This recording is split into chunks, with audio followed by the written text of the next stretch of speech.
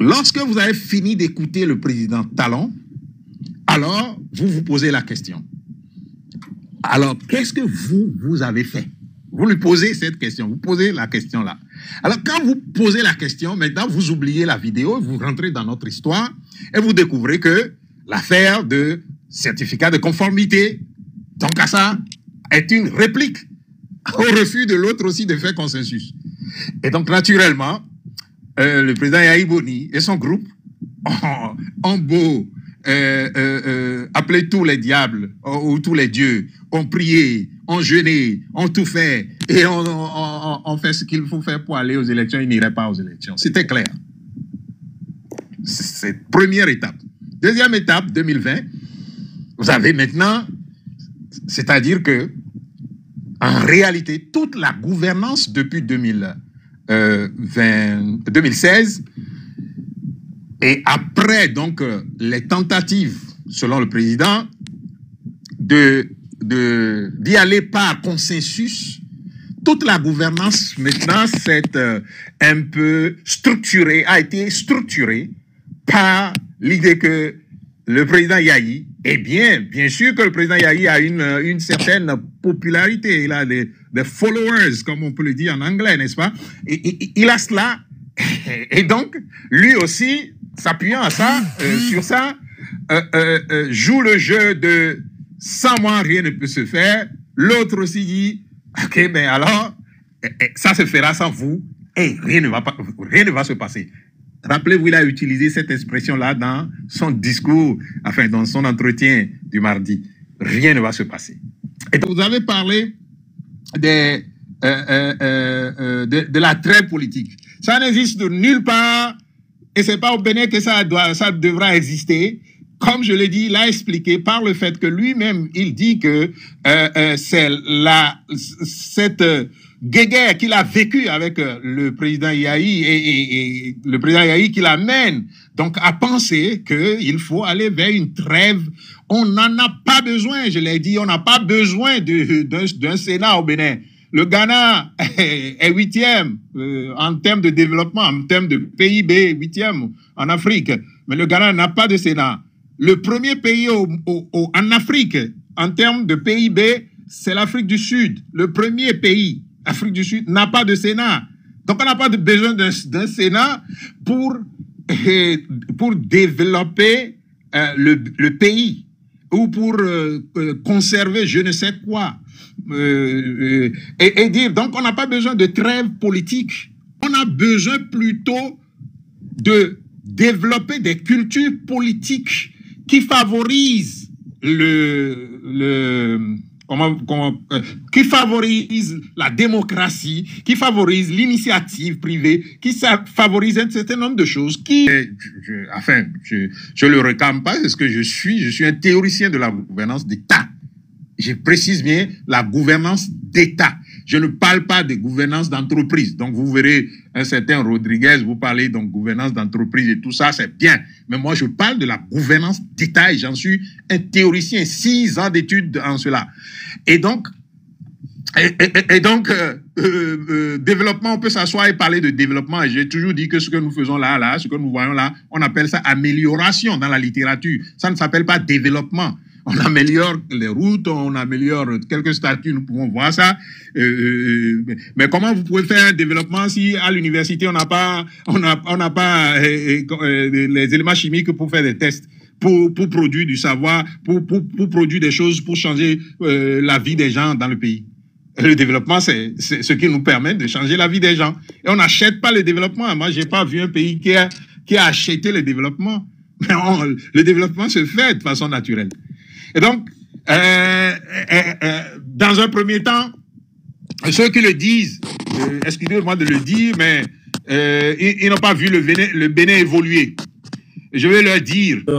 Une fois encore, Dr Ouessou, pour avoir accepté passer sur ce panel, c'est un environnement différent de ce qu'on a fait il y a quelques jours, mais quelques semaines déjà. Donc, la première question que je m'en vais vous poser, les démocrates espéraient, peut-être ce que j'allais dire, un miracle de la part de la Cour constitutionnelle. Malheureusement, on n'a pas eu ce miracle-là? Est-ce que selon vous, la décision de la Cour s'est déclarée, je pense, incompétente? Est-ce que cette décision vous a surpris? Non, du tout pas. J'espère que vous m'entendez bien.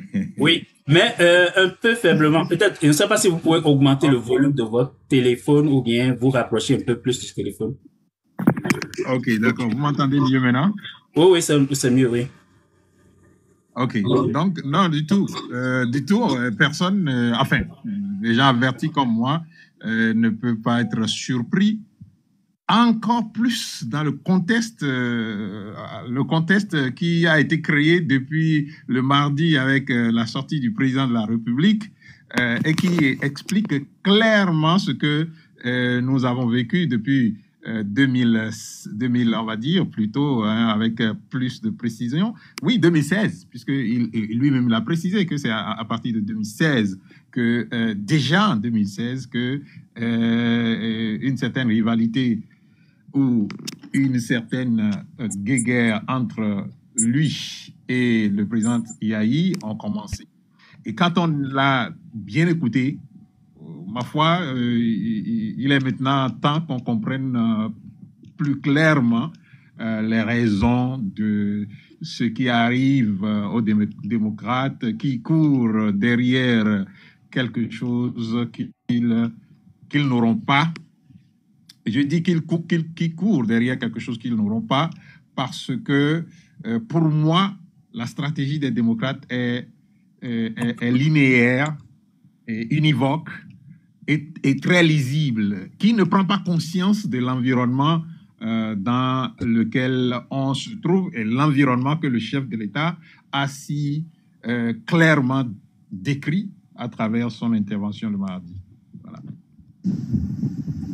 Ok, est-ce qu'on peut comprendre par là qu'il y avait dès le départ une volonté de conduire les démocrates à là où ils sont aujourd'hui? Bien, j'étais invité à 2 télévisions aujourd'hui et la question m'a été posée afin d'analyser un peu le discours du président de la République. Et j'ai dit, pour ceux qui veulent bien s'informer, j'ai dit que si vous voulez lire le discours, vous voulez suivre le discours du président de la République, il faut utiliser les outils d'une science qu'on appelle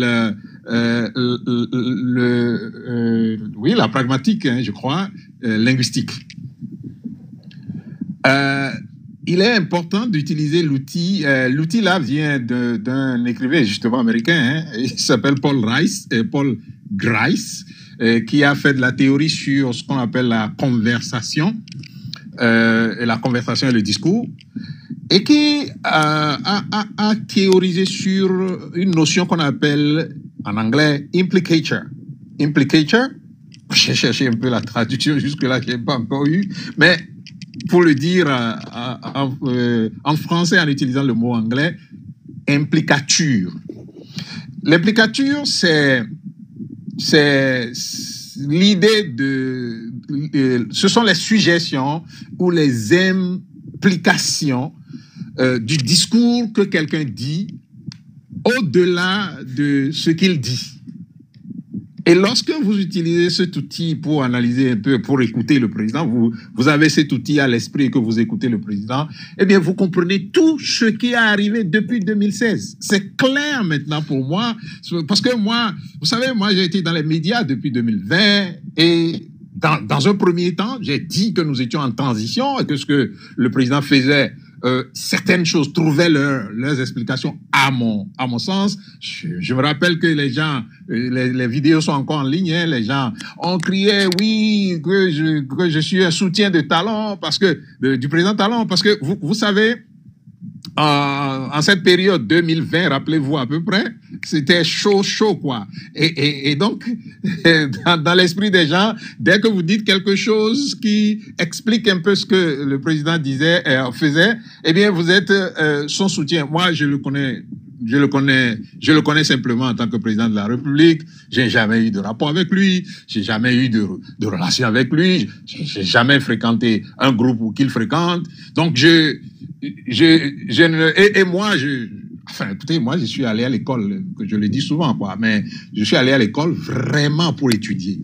Et donc, c'est difficile pour moi de tout de suite, comme ça, adopter quelqu'un et puis de commencer à défendre la personne sans m'asseoir sur une logique qui me permette de dire, qui me permette d'utiliser justement les outils que j'ai appris à l'école. Et justement, l'un de ces outils, c'est les implicator, là. Alors, si vous prenez ça, vous commencez à écouter le président de la République, il dit, dès 2016, à ma prise de pouvoir, j'ai voulu commencer à nommer des gens dans le camp de Yahi. Et donc, Jean-Claude Oussou, il a précisé ce nom, qui a été ministre donc des Mines, ministre de l'Énergie et des Mines, je crois. Donc, mais le président Yahi s'est opposé à cela. Et je me suis dit, vous voyez, tout le discours du président, le mardi, a consisté à présenter le président Yahi comme quelqu'un qui refuse le consensus. Et je lui accorde cela. Parce que dans ce qui se passe au Bénin, ou ce qui s'est passé au Bénin jusqu'ici, il va falloir que nous, on s'asseye et que nous, maintenant, en observateur indépendant, on donne à chacun sa part de responsabilité. Je lui accorde cela sur la base de sa propre description qui veut qu'il y ait un accord qui a été signé. L'accord a été signé et tout le monde devrait donc s'entendre pour aller de l'avant. Mais rappelez-vous et gardez bien le mot accord, ok? Si vous gardez bien le mot accord, vous verrez dans la suite. Et aujourd'hui, donc, le discours qu'il y a aujourd'hui et tout ce qui tourne autour de ça. Alors, donc, l'accord a été signé.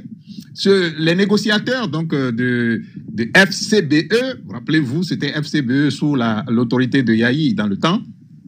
Bien sûr, l'autorité de Yahi et aussi de votre très cher ami Djenotin, que vous recevez souvent, donc qui était secrétaire, je crois, secrétaire national donc du parti. Et donc l'accord a été obtenu et il fallait maintenant homologuer ou valider cela par les deux, le président Yahi et le président Talon. Le président Talon, donc naturellement, comme c'est un accord qui comporte les éléments qu'il a dû donc transmettre à ses négociateurs, a dit oui. Et attend donc le retour des autres. Les autres sont revenus et l'accord qu'eux-mêmes ils ont signé, ils ont renié l'accord.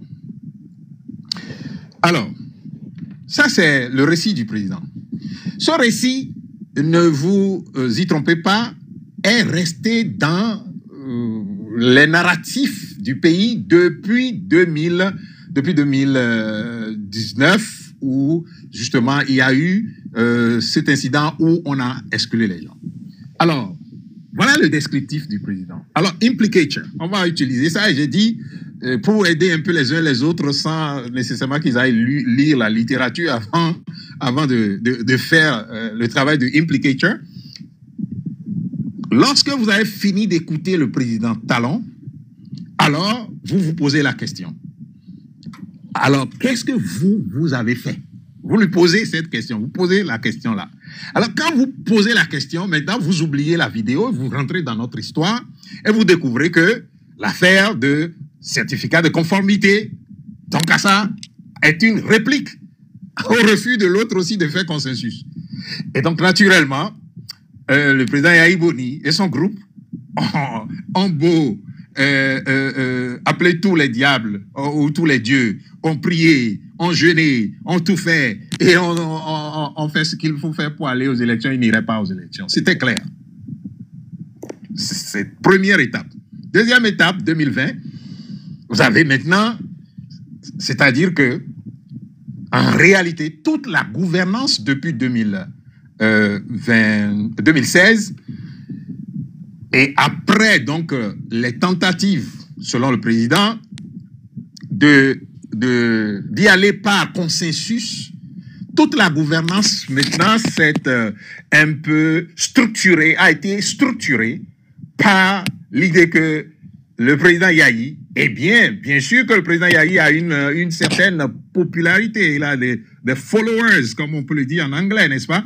Et il a cela, et donc, lui aussi, s'appuyant à ça, sur ça, joue le jeu de sans moi rien ne peut se faire. L'autre aussi dit, ok, ben alors, ça se fera sans vous, et rien ne va se passer. Rappelez-vous, il a utilisé cette expression-là dans son discours, enfin, dans son entretien du mardi. Rien ne va se passer. Et donc, ça va se faire comme ça, sans vous, et rien ne va se passer, a été, si je vais utiliser un peu un concept de Michael Foucault, le français philosophe, la technologie du gouvernement depuis 2019. Et donc, les succès, je peux vous expliquer maintenant les exclusions successives face à cette machine qui a décidé que ça se fera sans vous et rien ne va se passer. Et donc voilà un peu ce qui est. Et donc, si là où se trouve maintenant l'erreur des démocrates, et c'est pour cela, je vous ai dit la dernière fois que ceux qui disent qu'il ne faut pas aller aux élections se trompent. L'erreur des démocrates, c'est de ne pas prendre suffisamment conscience de cet environnement dans lequel ils sont et de penser qu'un cadeau leur sera fait, qu'un jour on se sera assis et qu'un jour on va devoir parler, on va devoir faire, comment ça s'appelle, comment ils ont appelé ça, assise nationale et puis échanger. Et puis, bon, vous comprenez, parce que nous sommes partis du départ. L'autre a dit, moi j'ai fait des concessions, j'attendais qu'on fasse des concessions de l'autre côté, on a dit non. Alors je me suis dit, mais écoutez, il faut y aller maintenant, parce que le pays ne doit pas s'arrêter. Donc, nous avons été, et c'est ce que j'ai dit, que toute l'élaboration des politiques publiques, surtout les politiques publiques relatives à la vie sociopolitique, toute l'élaboration est gouvernée par cette théorie, cette idéologie-là, que tout se passera, ça se passera, enfin, que ça se fera sans vous et rien ne va se passer. Et donc, naturellement, quand vous prenez chaque élection maintenant sous le président Talon, vous comprendrez pourquoi, par exemple, en 2023, ils ont pu participer quand même. Oui, ils ont participé en 2023 parce que la question m'a été posée. Mais ils ont pu participer en 2023 parce que, ben, écoutez, après l'expérience d'un parlement qu'on a dit monocolore, c'était devenu difficile de continuer de convaincre les bailleurs et les autres que, comment on l'appelle, un seul parti et le parti, enfin, les partis qui sont au Parlement et qui ratifient les accords sont des partis, tous des partis de la mouvance présidentielle. Et qu'est-ce qu'il va arriver lorsque les autres prendraient le pouvoir un jour? Alors, donc, vous comprenez la détermination et la fermeté qui a conduit le processus. Et moi, j'ai dit 48 minutes de discours et le président n'a pas une seule fois prononcé le mot peuple. Le nom peuple béninois n'est pas apparu dans son discours. C'est-à-dire que, en fait, sa gouvernance est conditionnée complètement par l'autre appelé ça ping-pong entre lui et le président Yahi. Et le peuple est oublié, c'est-à-dire vous, enfin, deux éléphants se battent, quoi. Vous allez en souffrir, mais vous ne pouvez rien, naturellement. Cette expression aussi est sortie à un moment donné. Voilà à peu près ce que je peux vous dire par rapport aux démarches qui consistent à aller. Vous savez, moi, j'étais dans les médias depuis que cette affaire de Sodino a éclaté, et j'ai dit que si nous sommes dans la logique de la consolidation, parce que c'est le discours qui nous a été servi. Il faut renforcer les partis politiques. On veut des partis politiques d'envergure nationale. On veut faire ceci. On veut que désormais les individus n'influencent plus les partis. Alors, si nous sommes dans cette pensée, dans cette idéologie qui gouverne l'action, parce que ne l'oubliez pas, comme le dit Kwame Nkrumah, l'action sans la pensée est aveugle et la pensée sans l'action est vide. Donc, si nous sommes dans la pensée que nous voulons renforcer les partis politiques, vous aurez vu toutes les lois aller dans la direction de réprimer, par exemple, un certain Sodinou. Parce que c'est un individu face à une structure, à une institution, parce que un parti politique est une institution étatique. Et vous le savez bien, étant aux États-Unis, que lorsque le président Nixon, j'espère bien que c'est exactement le nom, le président Nixon a tenté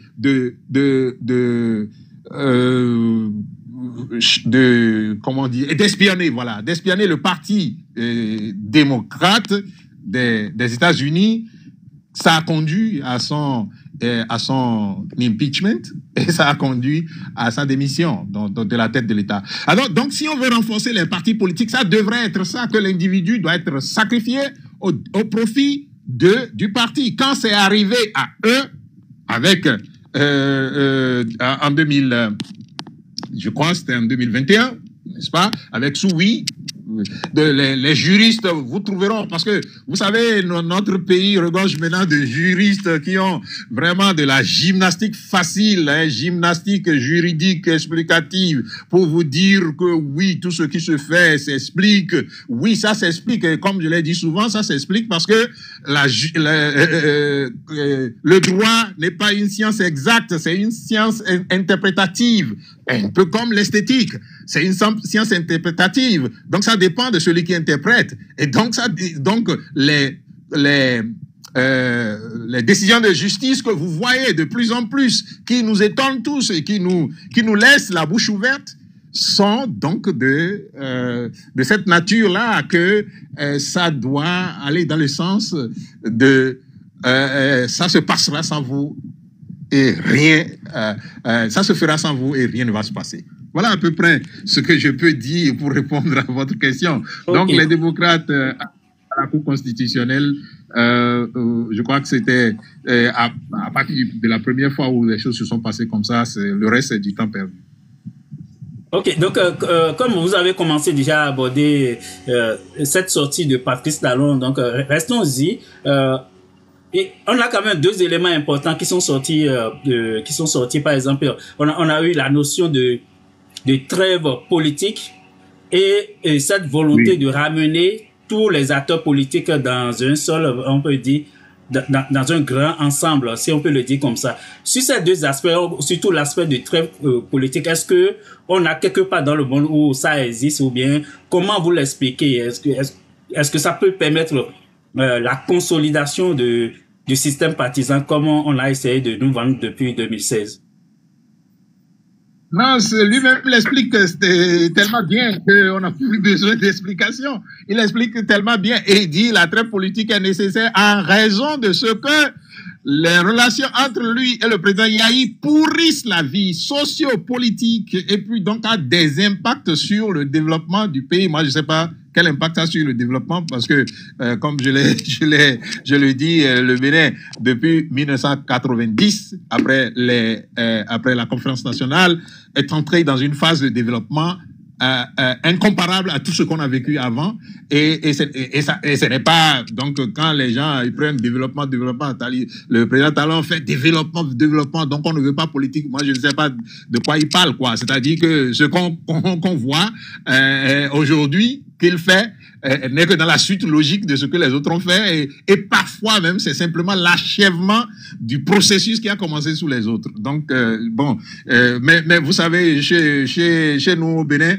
il y a beaucoup qui sortent très peu et donc ils aiment bien s'émerveiller donc au vu des gyrophares qu'on peut avoir sur les voitures vous voyez un peu qui viennent de l'extérieur qu'on voit et donc ils peuvent s'émerveiller sur un certain nombre de choses que nous nous moi je suis un analyste et comme moi je vois de loin j'ai vu venir un certain nombre de choses. On vous dira que aujourd'hui on peut par exemple avoir la carte d'identité en s'asseyant chez soi. Je crois que si on n'avait pas installé Internet au Bénin, il y aurait pas de carte d'identité. Donc, c'est lui qui viendrait installer l'Internet au Bénin. Et je vais vous dire sous qui l'Internet est venu au Bénin. L'Internet est venu au Bénin en 1994, je crois, hein, si je ne me trompe pas. On était en deuxième année d'anglais, 1994.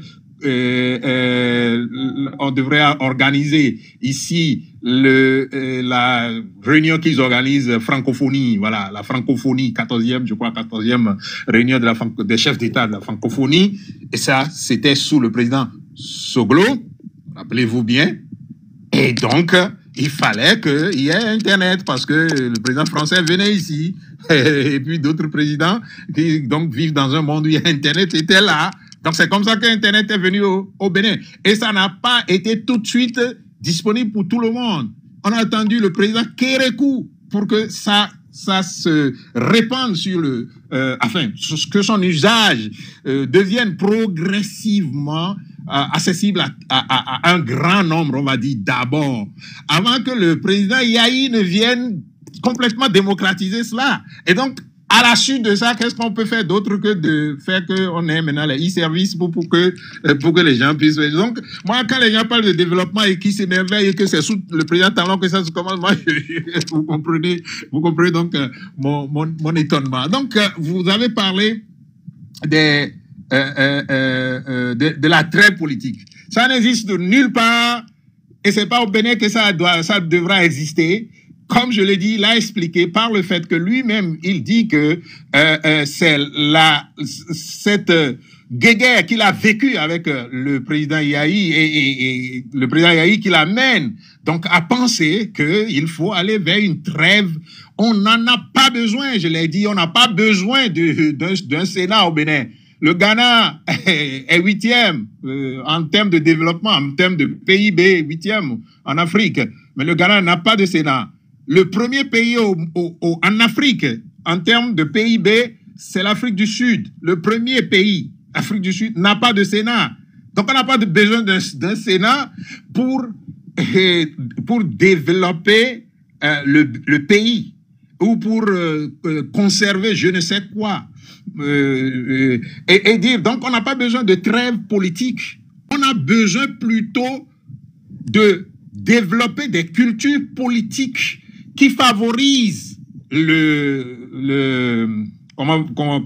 qui favorise la démocratie, qui favorise l'initiative privée, qui favorise un certain nombre de choses qui vont enrichir notre pays. Mais la trêve politique, c'est quoi? La trêve politique et le format qu'on nous propose, vous le savez clairement que c'est que le président Talon qui dit bien dans son intervention, dans son entretien, que il faudrait qu'il souhaite que le président Yahi et lui acceptent de sortir de la scène politique, mais créer un Sénat pour qu'il se retrouve là-bas. Comment ils sortent de la scène politique? Comment ils sortent de la scène politique? Donc, moi, je sais pas, hein, ceux qui ont proposé cette loi, je l'ai déjà dit, quand vous écoutez clairement le discours du président, l'entretien avec le président Talon, et que vous allez lire maintenant la loi qui est proposée, vous constatez que c'est les mêmes personnes donc qui parlent, quoi. C'est les mêmes personnes qui parlent d'un côté comme de l'autre. Et donc, on n'a pas besoin de trêve pour construire ce pays, pour réussir dans ce pays. On a besoin de construire des partis politiques qui fonctionnent normalement.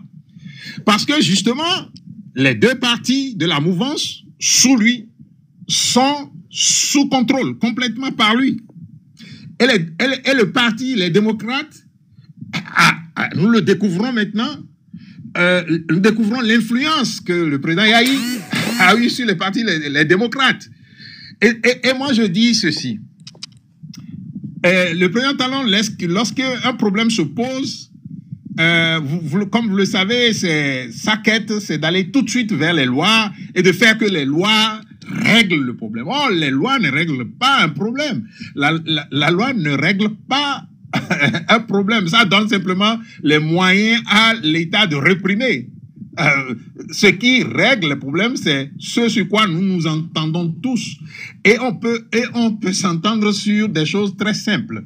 Pour que les deux quittent la scène, on n'a pas besoin d'un Sénat pour que les deux ne soient, pour contrôler l'action des deux, ou bien pour les canaliser, ou bien quelqu'un a même dit, mais écoutez, les chefs d'État, les chefs, les présidents de l'Assemblée, des assemblées qu'on a eues, les chefs d'État-major, ils sont suffisamment faits. Laissez-les se reposer, et on leur donne même jusqu'à 95 ans. Laissez-les aller se reposer et laissez le pays, laissez l'énergie juvénile prendre contrôle du pays et faire construire le pays. La trêve se fait si chacun joue normalement son rôle. Qui est que, regardez un peu le président Yahi.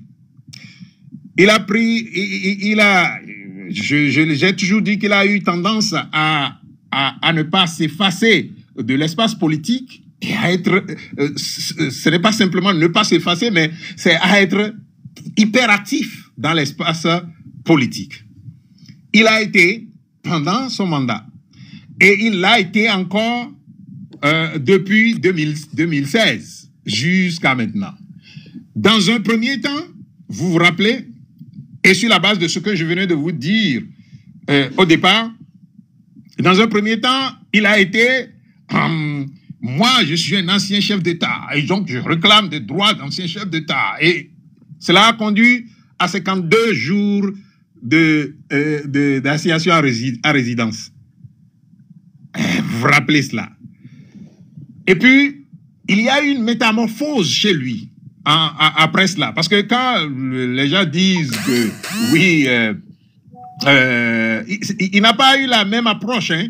Après les 52 jours, il y a une métamorphose où justement maintenant, il va, comme tout le monde, respecter la loi et faire comme tout citoyen pour pouvoir monter graduellement vers la prise de pouvoir. Le constat est que sa stratégie a été un échec. Et moi, je le dis. Quand un général conduit une troupe et qu'il arrive à un niveau où l'échec est aussi patent, dans toutes les sociétés où on se respecte, le général démissionne. Il démissionne et il démissionne. Il peut démissionner, il peut dire, eh bien écoutez, vous savez, suite à tout ce que nous avons fait, moi, je pense que maintenant, je dois vous laisser continuer la route et je vous donne chose là, mais je vais conduire le processus qui est encore en cours parce que le processus électoral n'est pas terminé et il faut garder la main quand même sur ça jusqu'à ce que, je vais dire, il faut conduire le processus jusqu'à ce que ça n'aille au bout avant qu'un nouveau leader émerge et prennent le contrôle à la suite de... Donc, vous voyez, dans la culture occidentale, mais même dans d'autres cultures, dans toutes les cultures, même dans notre culture, lorsque un général est arrivé comme ça à une étape, parce que la description du président Talon nous le présente clairement, il y a eu un combat à vie entre les deux, un combat sans merci entre les deux. Lorsque vous perdez le combat, et vous l'avez perdu depuis 10 ans, vous constatez que vous n'avez pas pu faire ce qu'il faut faire. Vous dites que, bon, vous allez vous retirer et vous donnez l'espace aux autres. Et cet espace, moi, je l'ai réclamé. Je l'ai réclamé déjà en 2024. J'ai dit que c'était tellement plat, et je ne comprenais pas quel est ce processus-là, et l'opposition ne dit rien. Et la mouvance aussi ne dit rien, mais la mouvance, au moins son chef a dit, c'est à 6 mois que moi je vais donner l'ordre que nous puissions parler des élections. Mais l'opposition, j'ai dit, mais le président Yahi ne va pas aux élections. Il faut que le leader de demain émerge et que ce leader commence à tester et à confronter l'appareil qui est devant nous. Donc vous voyez à peu près le problème est un problème de stratégie. Et la stratégie a échoué. Ils ont tout fait pour aller jouer dans le champ du président Talon, c'est-à-dire que lorsque nous rentrons dans le processus électoral, tout est chronométré, millimétré, contrôlé et surveillé. Et c'est là où ils sont allés maintenant et ils ont commencé à vouloir désigner le leader. C'est une stratégie qui a vertement échoué. Il faut le reconnaître. Le reconnaître ne veut pas dire dire qu'on est faible, mais c'est reconnaître et redonner, de redonner l'énergie au groupe. Parce que vous voyez la saignée au niveau du groupe, la saignée qui se produit là. Donc, il faut donner un signal clair au groupe et dire, attention, maintenant, je constate que moi, en tant que votre leader, je n'ai pas pu atteindre les objectifs. Il faudrait passer la main, mais ce sera à telle date.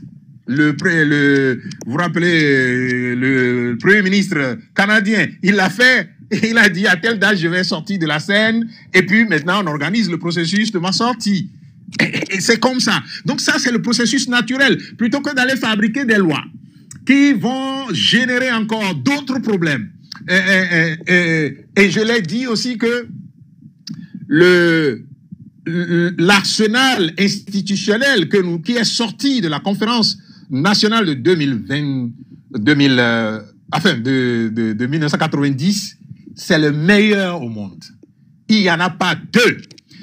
Parce que, avant cela, avant cet arsenal institutionnel, nous avons connu des coups d'État après coups d'État. Coup d'État après coup d'État, coup d'État après coup d'État. On a eu des présidents de 24 heures, des présidents de 3 jours, des présidents d'un mois, des présidents d'une année. On a eu tout ça. Mais le président Kérékou est venu stabiliser un peu cela. Mais vous savez que lui aussi était assis sur une légitimité qui est basée sur la force, sur l'armée. Mais quand il a constaté que cette légitimité s'effritait et que ça ne pouvait plus tenir dans le temps, la conférence nationale a pris le relais. Et quand la conférence nationale a pris le relais, nous avons eu 30 ans de stabilité. 30 années de stabilité. Il n'y a aucun national politique au monde qui pouvait nous avoir permis de faire cela. Parce que si on avait fait semi-présidentiel, il y aurait eu la guerre, Premier ministre, président. Il y aurait eu tout. Mais on a eu une chance exceptionnelle d'avoir l'arsenal là. Et cet arsenal, c'est le même arsenal qu'on a aux États-Unis. C'est-à-dire qu'il faut affaiblir l'exercice du pouvoir à travers le check and balance system. C'est de ça qu'il s'agit. Et donc maintenant, je ne sais pas pourquoi les gens veulent détruire l'arsenal, détruire, oui, l'arrangement institutionnel que nous avons pour dire que maintenant, pour stabiliser ceci, pour stabiliser ça, ça va créer un autre problème. Parce que vous le savez bien, le président va commencer à sentir que le président qui va venir après, sous ce régime avec comment vous appelez ça maintenant, avec un parlement, c'est même pas, je ne sais pas si c'est même un parlement bicaméral, parce que ce n'est même pas, je ne perçois même pas la chose comme une assemblée bicamérale. Et donc, c'est compliqué. Et que ça va venir et que le conflit va s'éclater maintenant, puisque l'autre, presque sur certains domaines, va donner des ordres à celui qui est à l'exécutif. Et ça va donner des problèmes plus tard. Et comment on règle ces problèmes? Parce que les problèmes sont là. Nous, on a dit ici, nous, on a dit que le code là, moi, je l'ai dit, hein, je l'ai chanté. Dès qu'on a voté cela, je suis passé, j'ai été invité sur plusieurs médias. Je l'ai dit que le code est un code pour exclure. On m'a combattu, on m'a injurié, on m'a tout dit. Mais le résultat sur toutes les élections que nous avons eues, le code exclut. Donc, c'est la réalité que d'autres personnes, que vous savez, les clés qu'on envoie parler là, souvent, ils ne voient pas loin. Donc, eux, ils vont vous injurier. Hein, ils vont vous injurier, dire n'importe quoi. Mais regardez, la réalité, elle est là. Elle confirme tout. Aujourd'hui, moi, j'étais vraiment à l'aise après le discours du président Talon parce que tout ce que nous avons dit depuis maintenant je vais dire 5 ans, parce que les 5 premières années, j'ai toujours dit que le président Talon nous a engagés dans un processus de transition et qu'il faut voir le deuxième mandat, ce qu'il va faire avant de commencer à prendre une position qui est radicalement, ou pas radicalement, hein, mais qui critique ce qu'il fait. Et c'est ce que j'ai fait. Et moi, je suis fier de l'avoir fait aujourd'hui, après l'avoir écouté, nous dire les soubassements de tout ce que nous avons vécu depuis 2016, voilà. Ok, oui, docteur Ouessou, peut-être avant de poser ma question, les amis, tapotez le live et partagez aussi. Ça ne bouge pas vraiment, donc tapotez et partagez. Ce que je voulais dire, vous avez parlé tantôt de 30 ans de stabilité, mais ce qu'on entend du côté de la mouvance présidentielle, c'est que ces 30 ans de stabilité ne nous ont pas apporté le développement. Quel est votre avis sur cet aspect? Et ça dépend de celui qui parle de développement et de ceux qui met dans le développement. Si nous parlons du même développement, je vous ai dit tout à l'heure, je vous ai décrit un peu comment l'Internet est venu jusqu'à ce qu'on ait les actes de naissance maintenant en ligne. Et donc, je ne sais pas de quel développement il parle. La technologie évolue et chaque période, chaque 10 ans, il y a un bouleversement en technologie. Depuis que moi, j'ai vu la technologie, quand on a dit ICT,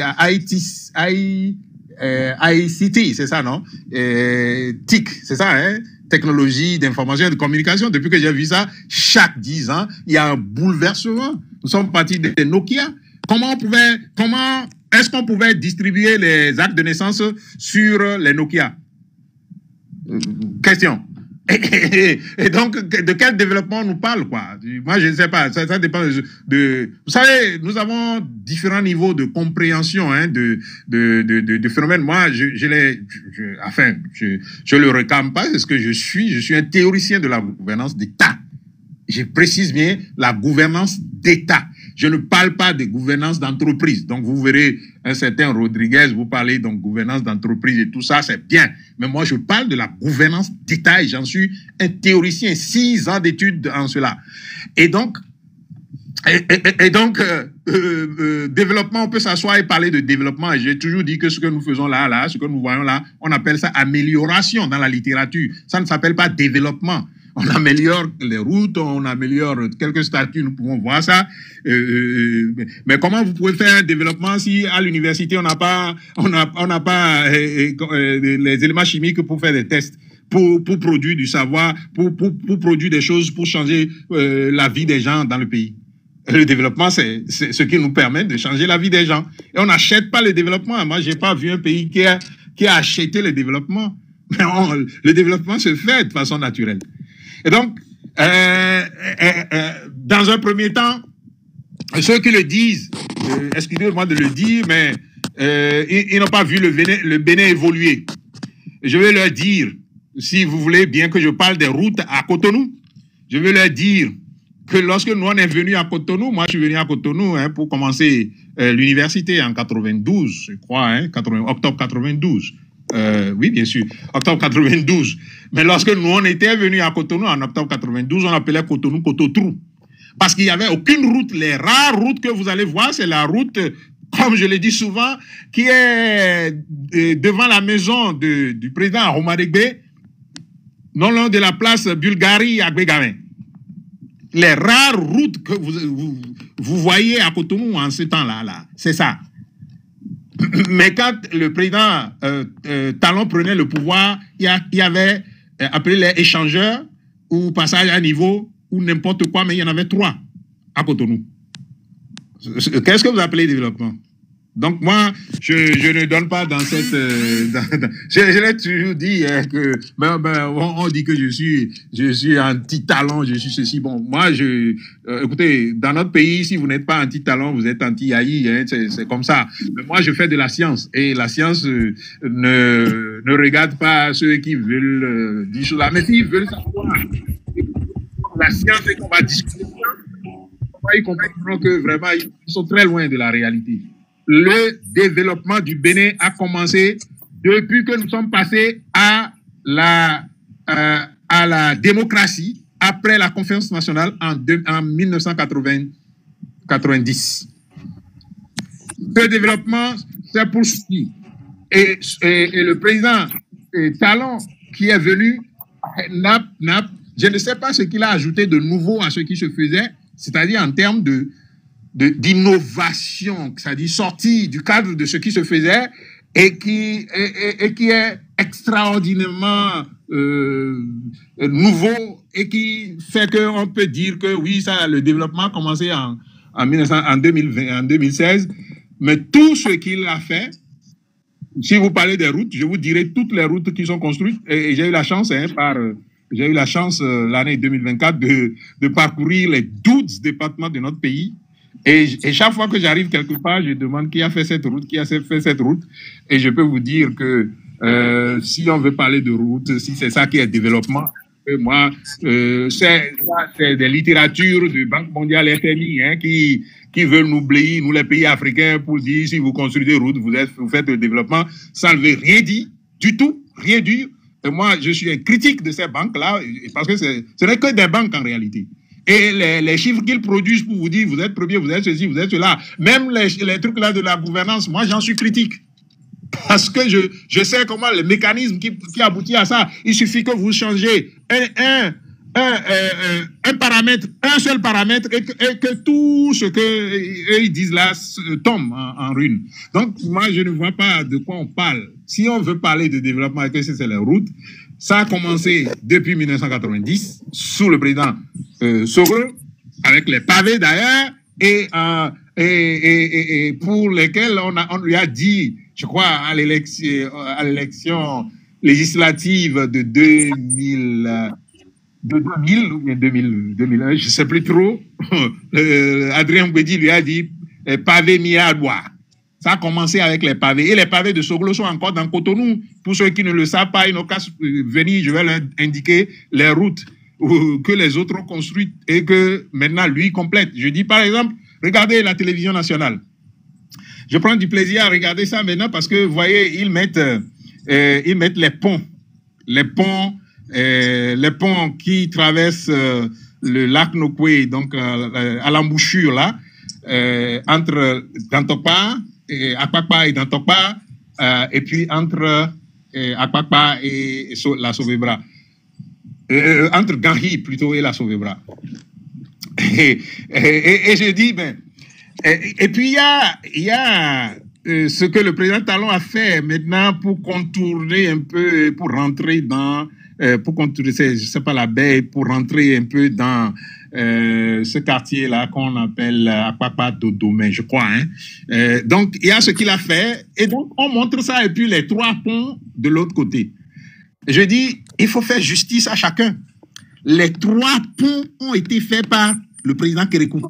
Les 3 ponts de Cotonou, là, c'est le président Kérékou. Le pont, l'ancien, ce qu'on appelle ancien pont, a été fait par les colons avec les fers que vous connaissez là. Si vous allez un peu à Grand Popo, vous allez voir encore les fers que les colons utilisaient pour faire les ponts.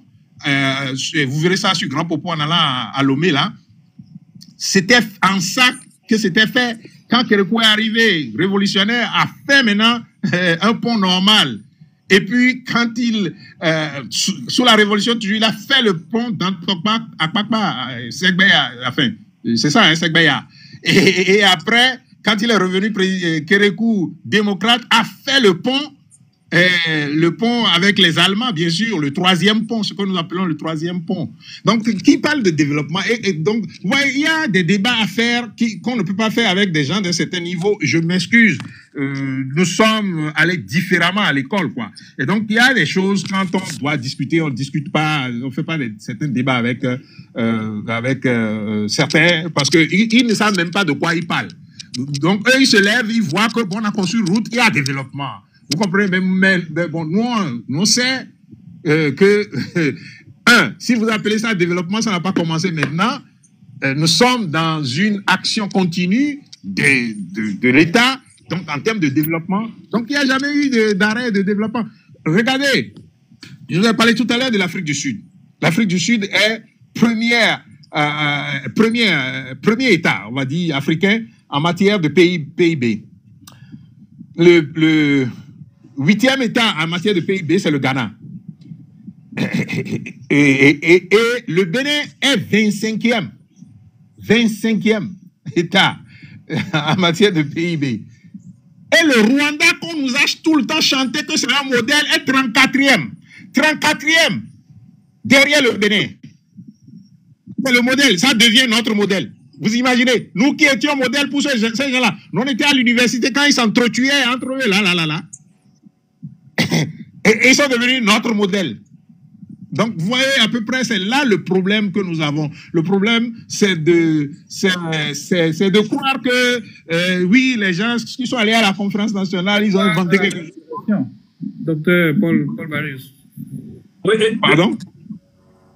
Quand vous parlez de modèle, peut-être que c'est le modèle en termes de dictature, c'est pas forcément le modèle en termes de développement. Non, bon, je ne parle, moi, ce n'est pas un modèle pour moi. Moi, personnellement, c'est pas un modèle parce que d'abord, le Rwanda vit aux dépens et dans le pillage de la République démocratique du Congo. Et vous le savez bien, c'est pas moi qui le dis, c'est les Nations Unies qui le disent. Donc, moi, le Rwanda n'est pas un modèle pour moi.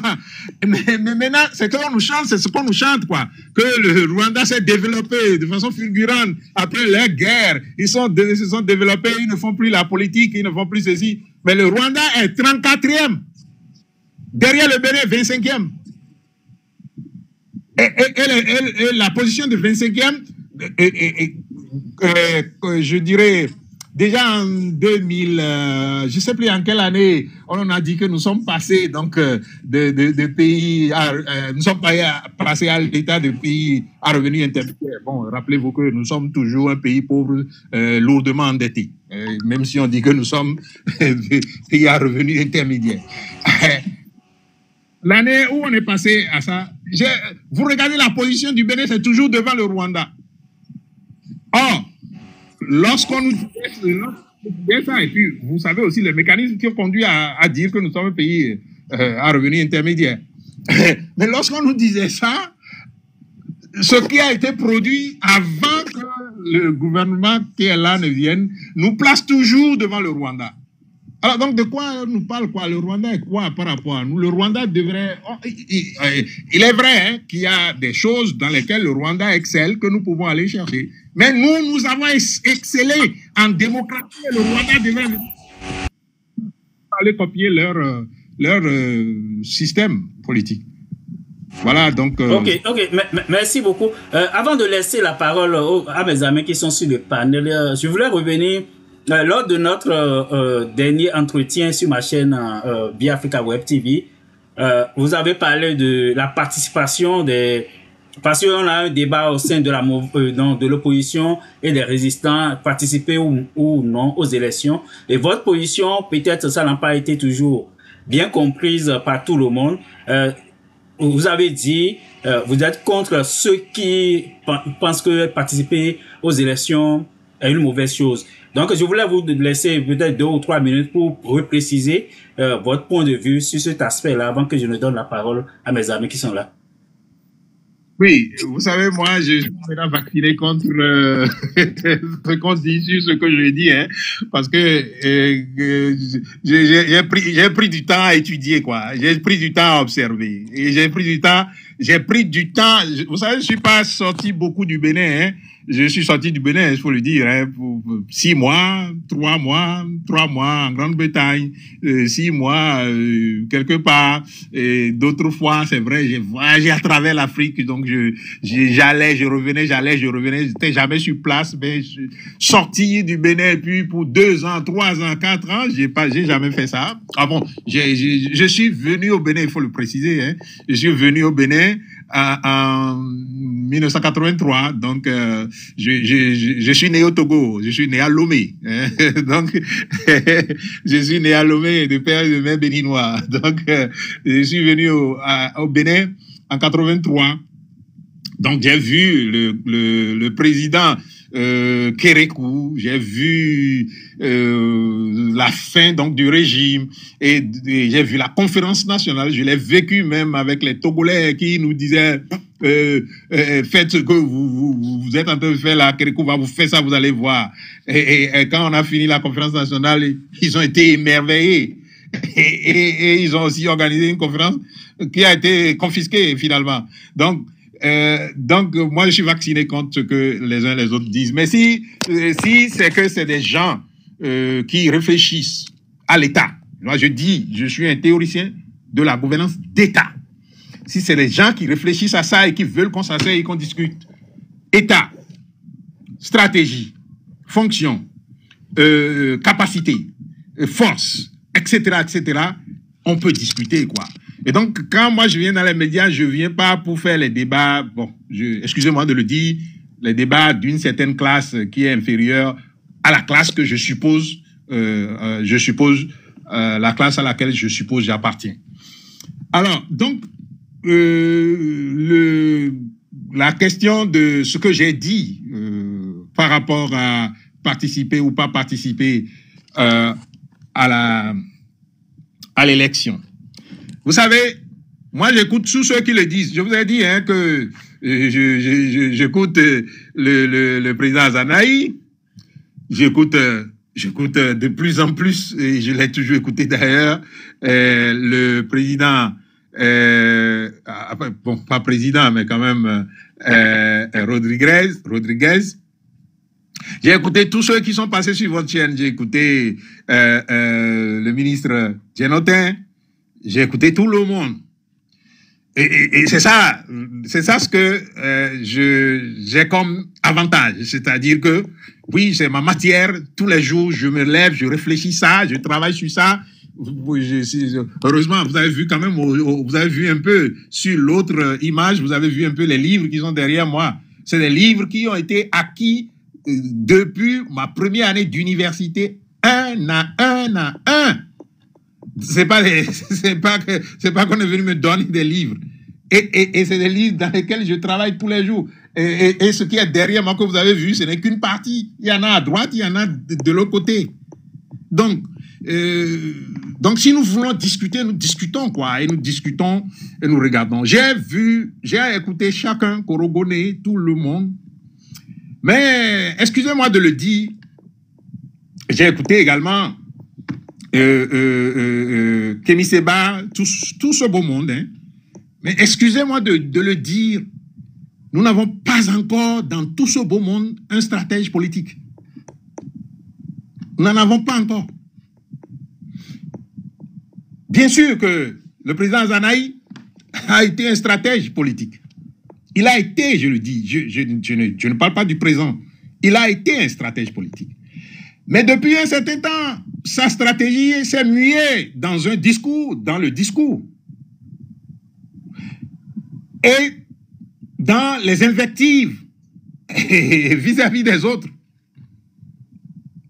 Je suis désolé de le dire comme ça. Mais c'est la réalité, c'est mon observation. Mais monsieur Paul-Marie Ouessou, pour vous là, c'est quoi le prototype du stratège politique selon vous? Laisse le monsieur finir. Non. Le stratège politique, c'est celui qui ne refuse aucune arme. Quel général refuserait une certaine arme pour aller à la guerre? Pour aller à la guerre, quel général refuserait une arme? Soit-il fourni pour attaquer l'adversaire? Quel général refuserait ça? Moi, je ne sais pas. Je ne sais pas. Enfin, peut-être que vous avez lu des livres de guerre qui vous disent que lorsque nous sommes en guerre, il y a certaines armes qu'il ne faut pas utiliser, quel que soit l'ennemi que vous avez devant vous. Moi, je n'ai jamais vu ça.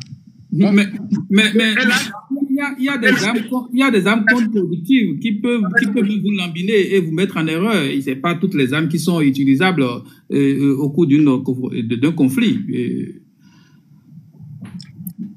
Il y a des armes qui peuvent même se retourner contre vous, qui peuvent être à l'avantage même de l'adversaire. Je le répète. Peut-être que vous avez lu des livres de guerre, de stratégie de guerre, où un général dit je n'ai pas encore commencé la guerre, hein, mais moi, je n'utilise pas ce type d'armes. Parce que tous ceux dont vous parlez n'ont pas encore commencé la guerre. Hein. Je ne le sais pas. Est-ce qu'ils ont déjà commencé la guerre? Peut-être, parce que moi, peut-être que je suis ignorant, hein, et j'accepte, hein, surtout quand c'est un débat intellectuel, j'accepte d'être ignorant pour apprendre. Mais ils n'ont pas encore commencé la guerre, ils refusent les armes. Et vous savez sur la base de quoi ils refusent les armes? Le président Azanaï, prenons le président Azanaï. Je l'apprécie beaucoup, je l'ai déjà dit, que le seul politicien que moi je connais au Bénin ici qui ne ment pas s'appelle Candide Azanaï. Mais c'est aussi le politicien qui se trompe le plus. Exactement comme Candide se trompe. Candide de Voltaire dans ce cas. Il se trompe. Et si vous voyez son parcours, vous allez voir les étapes où il s'est trompé. Et donc, Candide Azanaï a fait le champ politique avec Yahi, a fait le champ politique avec, comment ça s'appelle, avec Talon, a fait le champ politique mieux que moi. Hein. Moi, il a été à la conférence, je l'ai suivi hein, à la conférence et tout. Depuis qu'il a commencé donc, en politique, moi, je l'ai suivi. Mais je le dis et je le répète, quand vous n'avez pas encore commencé la guerre, il n'y a pas d'arme à exclure. Parce que, vous savez, je suppose que l'arme que le président Candide Azanaï veut utiliser, c'est l'arme de la résistance. Et il a dit à plusieurs reprises, moi je vais sortir un jour et puis dès que je vais vous dire que ça y est, c'est bon, et puis bon, on ira chercher quelqu'un à la marina. Vous croyez à ça?